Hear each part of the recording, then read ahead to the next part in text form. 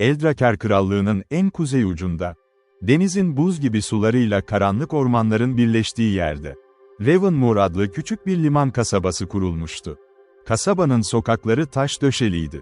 Evlerin çatıları kara kayrak taşlarıyla kaplıydı ve her akşam üzeri deniz kenarındaki fener kulesinden yükselen ışık, balıkçı teknelerine yol gösterirdi. Ravenmoor sakinleri, kışın acımasız fırtınalarına ve yazın kısacık güneşine alışkın. Sert ama dürüst insanlardı. Bu kasabanın en tanınmış ailesi, nesillerdir krallığa hizmet etmiş Tormwood hanedanıydı. Ailenin son temsilcisi olan Sir Alaric Tormwood, 32 yaşında, uzun boylu, kumral saçlı bir şövalyeydi. Babası Lord Edmund Tormwood, 10 yıl önce, krallığın en değerli mirasını Lumenfang adlı efsanevi kılıcı koruma görevini yerine getirirken, esrarengiz bir şekilde kaybolmuştu. O günden beri kılıç da, Lord Edmund'un akıbeti de bir sır olarak kalmıştı. Lumenfang, sıradan bir silah değildi.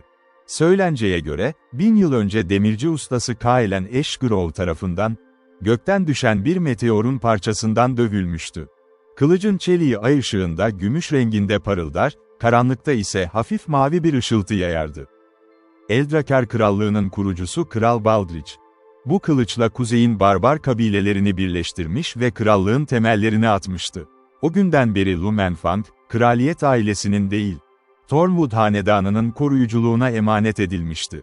Çünkü ilk demirci ustasının torunları bu aileden geliyordu. Alaric, babasının kayboluşunun ardından geçen 10 yıl boyunca bu sırrı çözmeye çalışmıştı. Ancak elindeki tek ipucu, babasının son günlerinde yazdığı, yarım kalmış bir mektuptu. Mektupta şu satırlar vardı: "Oğlum Alaric, eğer bu satırları okuyorsan, ben artık seninle değilim demektir. Kılıcı Kuzey Dağları'nın ötesine, unutulmuş vadiye götürmek zorundaydım. Orada bir şey ya da birileri beni bekliyordu. Eğer geri dönmezsem, sakın peşimden gelme. Ama eğer krallık tehlikedeyse, o zaman Gri Manastır'daki rahip Willem'i bul. O sana gerçeği anlatacaktır." 10 yıl boyunca Alaric bu mektubu yüzlerce kez okumuş, ama harekete geçmeye cesaret edememişti. Ta ki o sonbahar akşamına kadar. Ekim ayının soğuk bir akşamıydı. Alaric, Tormwood malikanesinin şöminesi başında otururken, kapı şiddetle çalındı. Uşağı Bertrand, telaşla içeri girdi. "Efendim, kapıda bir yabancı var. Çok yorgun görünüyor, sanki günlerdir at sırtında yolculuk etmiş gibi." Alaric kalkıp kapıya gitti.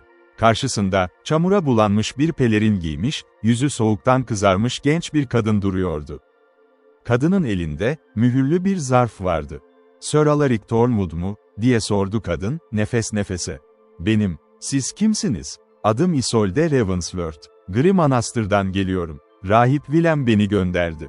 Sizinle acilen konuşması gerektiğini söyledi. Ama kendisi yolculuk yapamayacak kadar hasta. Bu yüzden beni yolladı." Alaric, kadını içeri davet etti. Şöminenin ateşi karşısında ısınan Isolde, sıcak bir kase çorbayı içtikten sonra konuşmaya başladı. "Rahip Willem, babanızın öldüğü gece yanındaydı, Sir Alaric. 10 yıldır bu sırrı taşıyor, ama artık zamanının azaldığını hissediyor. Size her şeyi anlatmak istiyor, ama bunu ancak yüz yüze yapabilir. Gri Manastır, buradan 3 günlük at yolculuğu uzaklıkta, Kuzey Dağları'nın eteklerinde." Alaric'in kalbi hızla çarpmaya başladı. 10 yıldır beklediği cevap, nihayet kapısına gelmişti. "Yarın sabah yola çıkıyoruz," dedi kararlı bir sesle. Isolde başını salladı. "Ben de sizinle geleceğim. Rahip Willem, yol boyunca size eşlik etmemi istedi. Ayrıca," kadın bir an duraksadı. "Ayrıca ben de bu hikayenin bir parçasıyım, Sir Alaric. Annem, 10 yıl önce babanızla birlikte kaybolan muhafızlardan biriydi." Ertesi sabah, gün ağarmadan yola çıktılar. Alaric'in atı Storm, kara ve güçlü bir hayvandı. Isolde ise kendi kısrağı Willow'a binmişti. Yanlarına, uşak Bertrand'ın ısrarıyla, genç bir okçu olan Finian Vale de katılmıştı. Finian, 19 yaşında, keskin gözlü ve sessiz bir gençti.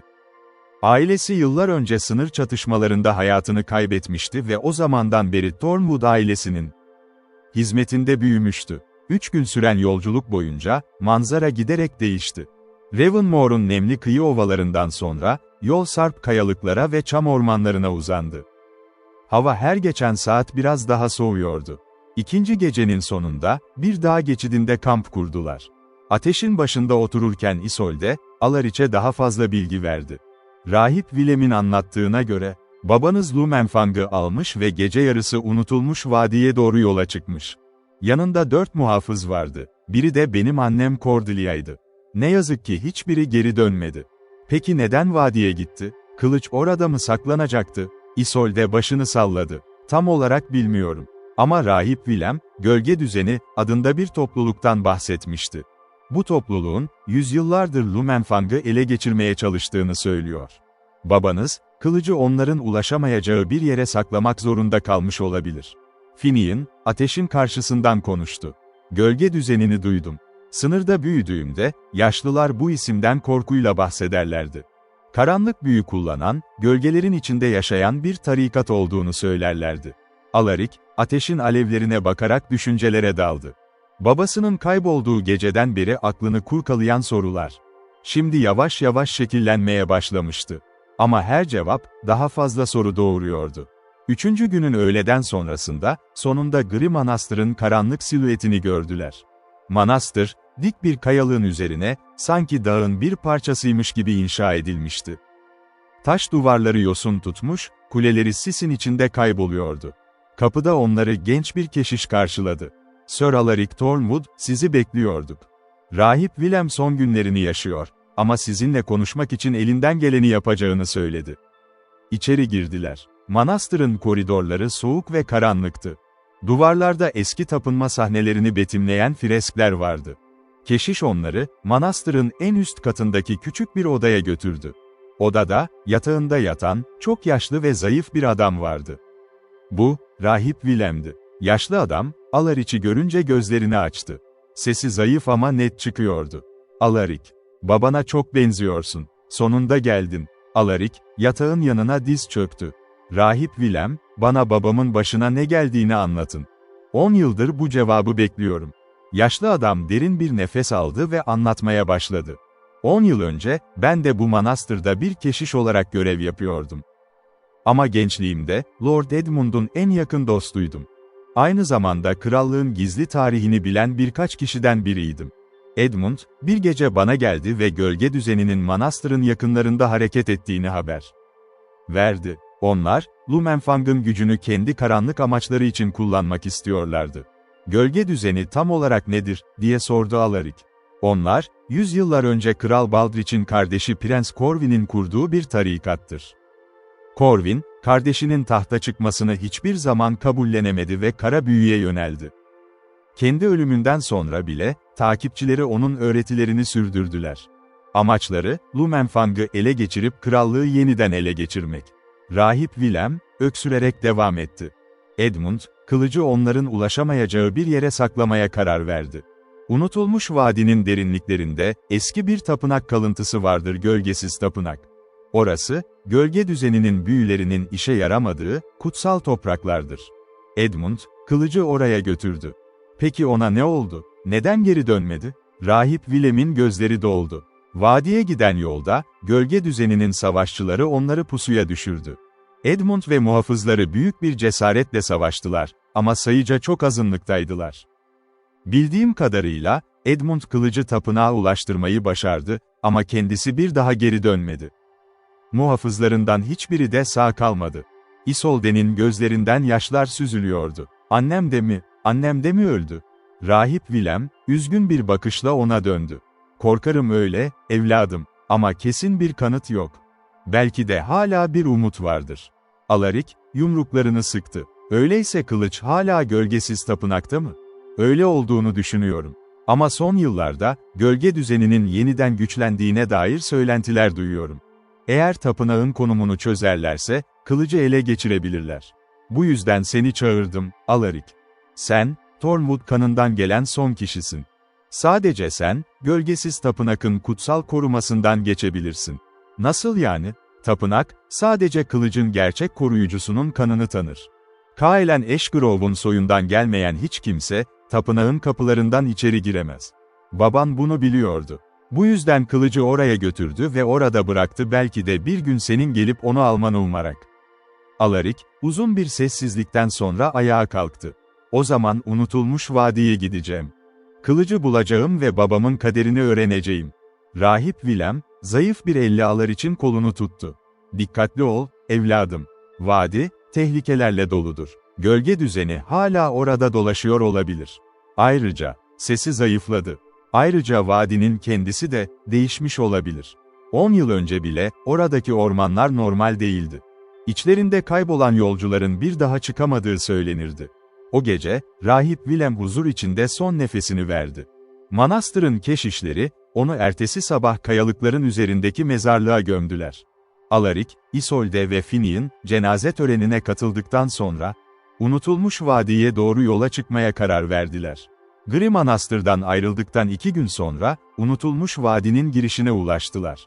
Vadi, adından da anlaşılacağı gibi, haritalarda pek yer almayan, dağların arasına sıkışmış gizli bir bölgeydi. Girişte, devasa çam ağaçları bir duvar gibi yükseliyor. Güneş ışığı ancak zar zor içeri sızabiliyordu. Finian, atından inip yere baktı. Burada bir şey tuhaf. İzler var, ama hiçbiri belirli bir yöne gitmiyor. Sanki ormanın kendisi izleri karıştırıyor. Alaric, çevresine dikkatlice baktı. Ağaçların arasından süzülen sis, normal bir sis gibi görünmüyordu. Sanki canlıymış gibi hareket ediyor, onları izliyormuş gibi hissettiriyordu. "Dikkatli ilerleyelim," dedi Alaric. Rahip Willem, ormanın normal olmadığını söylemişti.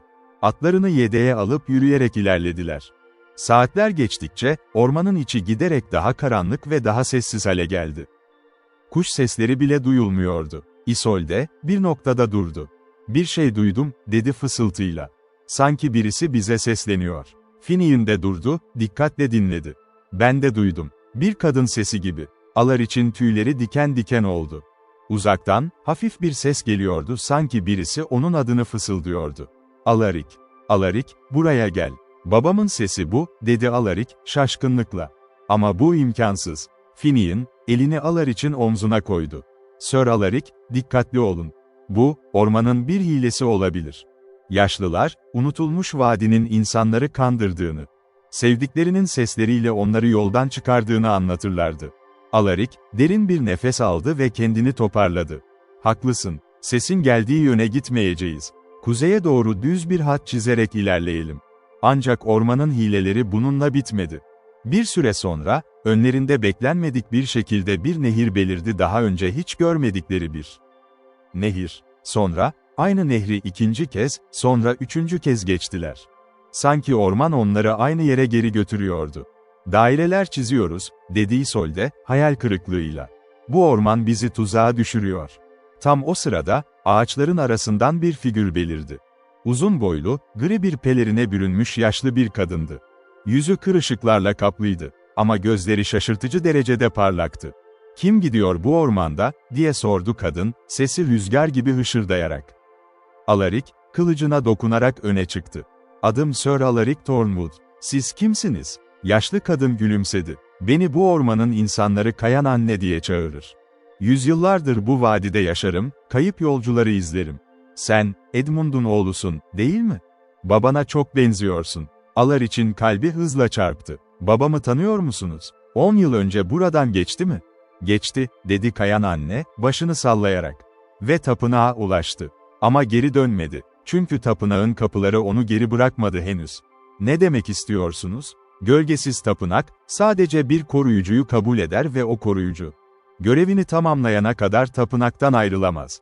Baban, kılıcı korumak için orada kaldı. Şimdi sıra sende, genç Thornwood." Alaric'in gözleri doldu. "Babam hayatta mı?" Kayan Annenin yüzü hüzünlendi. "Hayatta demek, senin bildiğin anlamda değil belki. Ama tapınağın koruyucusu olarak, bir tür varlığını sürdürüyor. Sana yolu göstereceğim, ama unutma, tapınağa girdiğinde, orada gördüklerin seni sınayacak. Sadece gerçek bir koruyucu, o sınavdan geçebilir." Kayan Annenin rehberliğinde, ormanın hileli labirentinden çıktılar. 1 saat sonra, vadinin en derin noktasında, eski ve yosun tutmuş taşlardan yapılmış bir tapınağın kalıntılarını gördüler. Tapınağın girişinde, 2 devasa taş sütun yükseliyordu ve üzerlerinde, artık okunması zor eski bir yazıyla semboller kazınmıştı.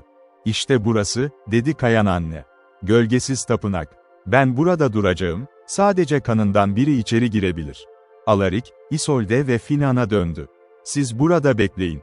Kayan annenin dediğine göre, sadece ben içeri girebilirim. Finian başını salladı ama endişeli görünüyordu. Dikkatli olun, Sir Alaric. Bir şeye ihtiyacınız olursa bağırın, hemen geliriz. Isolde, Alaric'in elini tuttu. Annemi bulursan ya da onun hakkında bir şey öğrenirsen, lütfen bana söyle. Alaric başını salladı ve tapınağın girişine doğru yürüdü. Taş kapının önünde durduğunda, sembollerin hafifçe parladığını fark etti, sanki onu tanıyormuş gibi. Elini kapıya koydu ve kapı, gürültülü bir sesle aralandı. İçeri girdiğinde, Alaric kendini beklenmedik bir şekilde aydınlık bir odada buldu. Tapınağın dışı harap görünse de, içi tuhaf bir şekilde bozulmamıştı. Duvarlarda, kılıcın efsanesini anlatan freskler vardı.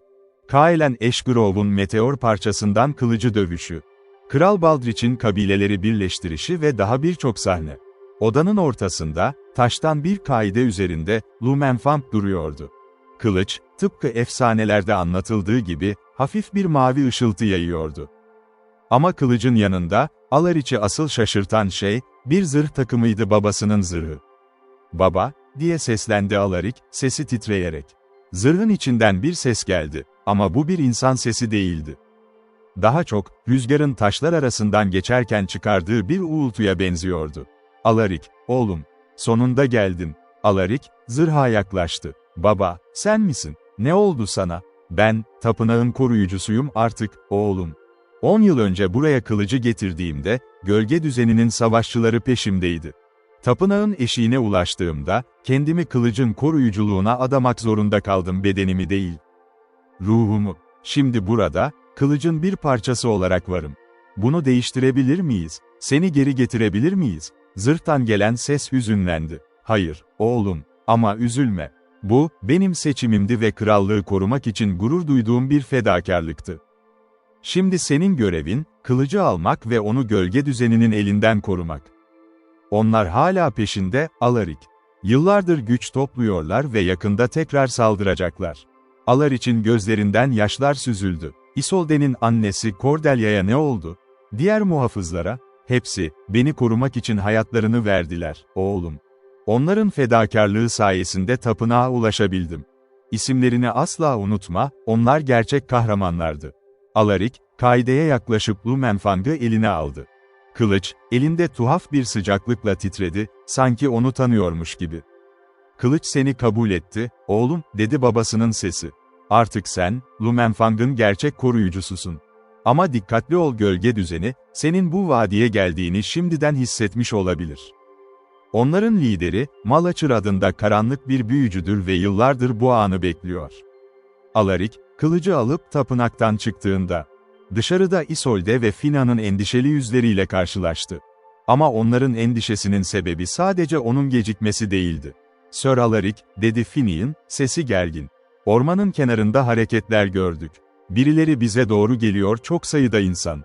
Alaric, Lumenfang'ı beline taktı ve etrafına baktı. Kayan anne, tuhaf bir şekilde ortadan kaybolmuştu. Ormanın derinliklerinden, kara pelerinli figürler beliriyordu, gölge düzeninin savaşçıları. Grubun önünde, diğerlerinden daha uzun boylu, yüzü siyah bir maskeyle örtülü bir adam yürüyordu. Elinde, karanlık enerjiyle titreyen bir asa tutuyordu. "Sir Alaric Thornwood," dedi adam, sesi derin ve soğuktu. "Ben Malachir. Yüzyıllardır beklediğim an, sonunda geldi. Lumenfang'ı bana ver ve belki hayatını bağışlarım." Alaric, kılıcını çekti. Lumenfang, karanlığın içinde parlak bir mavi ışıkla parladı. Sanki Malachir'ın karanlığına meydan okuyordu. "Bu kılıç, asla senin ellerine geçmeyecek, Malachir. Babam ve onun muhafızları, bunu engellemek için hayatlarını verdiler. Ben de aynısını yapmaya hazırım." Malachir güldü, sesi ormanın içinde yankılandı. "Cesur sözler, genç şövalye. Ama tek başına, benim ordumun karşısında ne yapabilirsin ki?" Tam o sırada, beklenmedik bir şey oldu. Ormanın her yerinden, hafif ışıklar belirmeye başladı, Kayan annenin çağırdığı. Vadinin eski ruhları.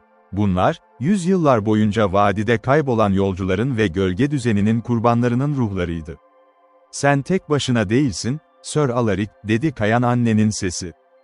Her yerden geliyormuş gibi yankılandı. Bu vadi, yüzyıllardır gölge düzeninin zulmüne tanık oldu. Şimdi, onların hesabını sormanın zamanı geldi. Ruhlar, Malaçar'ın savaşçılarına doğru akmaya başladı, onları şaşkına çevirdi. Bu kaos anından yararlanan Finian, okunu gerdi ve en yakındaki savaşçıya doğru fırlattı. Isolde, elindeki hançerle kendini savunmaya hazırlandı. Alaric, Malaçar'a doğru ilerledi.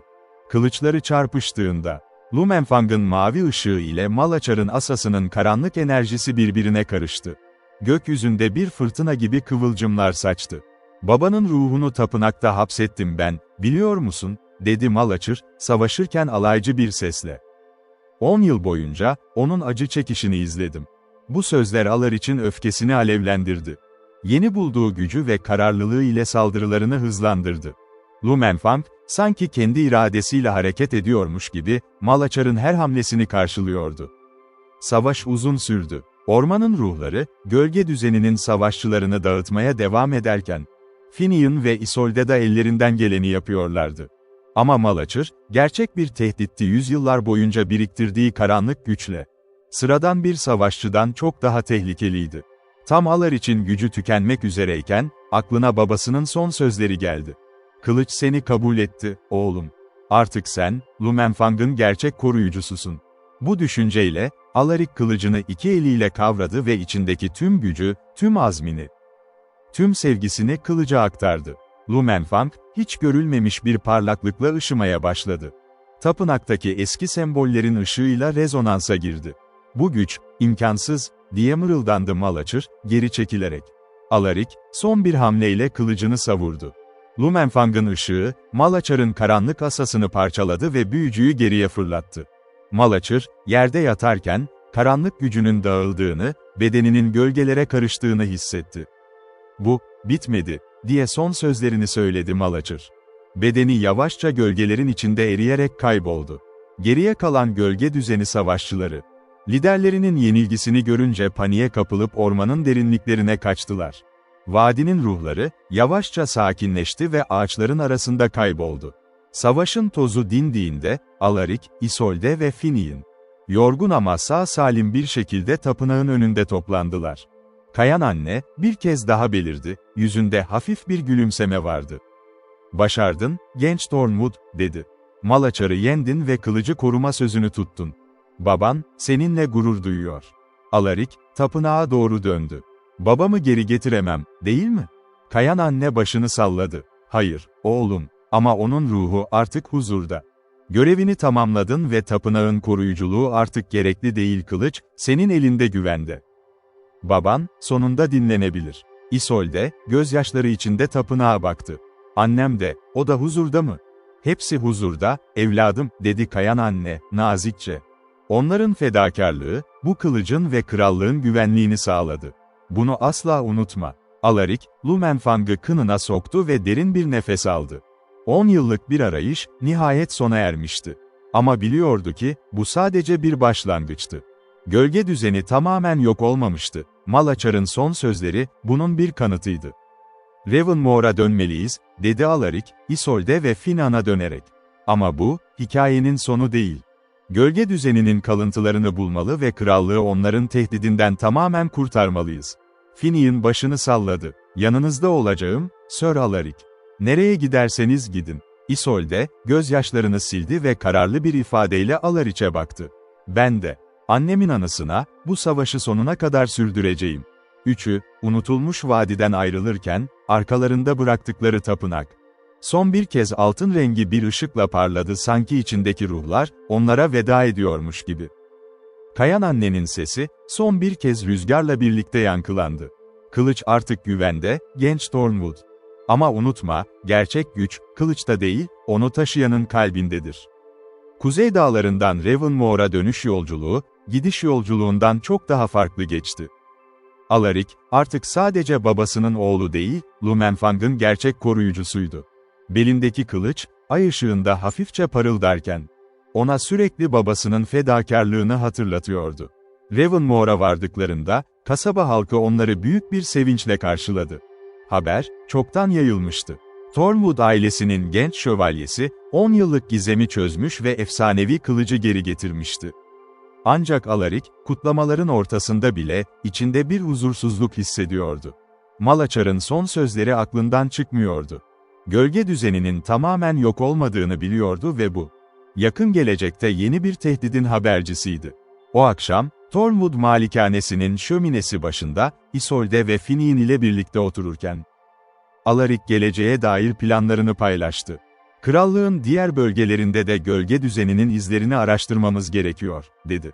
Malaçar tek başına değildi, bir tarikatın lideriydi. Onun takipçileri, hala bir yerlerde saklanıyor olabilir. Isolde, elindeki fincanı masaya koydu. Rahip Willem'in bahsettiği eski kayıtlar, gölge düzeninin kökenleri hakkında daha fazla bilgi içerebilir. Gri Manastır'ın kütüphanesinde araştırma yapmalıyız. Finian, pencereden dışarıya, karanlık gökyüzüne baktı. Her ne olursa olsun, ben yanınızda olacağım. Bu yolculuk, sadece kılıcı bulmakla bitmedi. Şimdi krallığı gerçekten korumanın zamanı. Alaric, Lumenfang'ı masanın üzerine koydu. Kılıcın hafif mavi ışıltısı, odayı nazikçe aydınlatıyordu. Babam, bu kılıcı korumak için hayatının geri kalanını belki de ruhunun geri kalanını feda etti. Onun mirasını yaşatmak, artık benim görevim. Ama bunu tek başıma yapamam. Isolde, gülümseyerek Alaric'e baktı. Yalnız değilsin, Alaric. Hiçbirimiz yalnız değiliz. Pencerenin dışında, kuzeyin soğuk rüzgarı esiyor, denizin dalgaları kayalıklara çarpıyordu. Ravenmoor'un fener kulesi, her zamanki gibi karanlığın içinde parlıyor. Denizcilere yol gösteriyordu. Ama şimdi, kasabanın üzerinde başka bir ışık daha vardı, Lumenfang'ın ışığı. Kaybolan bir kılıcın değil, geri kazanılan bir umudun sembolü olarak parlıyordu. Tormwood ailesinin hikayesi, 10 yıllık bir kayıptan sonra yeni bir bölüme giriyordu. Alaric, Isolde ve Fina'nın önünde, bilinmeyen tehlikeler ve yeni maceralar vardı. Ama artık bunları birlikte karşılayacaklardı. Kayıp kılıç bulunmuştu, şimdi sıra, onun koruduğu barışı sürdürmekteydi.